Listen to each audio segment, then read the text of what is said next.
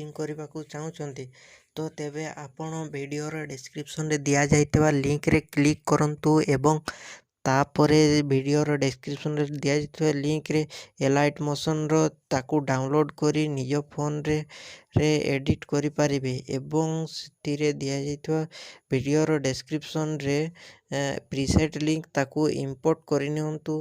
ତାପରେ ସେଥିରେ ଆପଣ ଯାହା କିଛି ଚେଞ୍ଜ କରିବାକୁ ଚାହୁଁଛନ୍ତି ତାହା ଚେଞ୍ଜ କରିପାରିବେ ଏବଂ ନ ଚେଞ୍ଜ କରି ମଧ୍ୟ ଆପଣ ତାକୁ ସିଧା ଡାଉନଲୋଡ଼୍ କରିପାରିବେ। ଯଦି ଭିଡ଼ିଓଟି ଭଲ ଲାଗିଥାଏ ଚ୍ୟାନେଲଟିକୁ ସବସ୍କ୍ରାଇବ୍ ଆଣ୍ଡ ଭିଡ଼ିଓଟିକୁ ଲାଇକ୍ କରିନିଅନ୍ତୁ।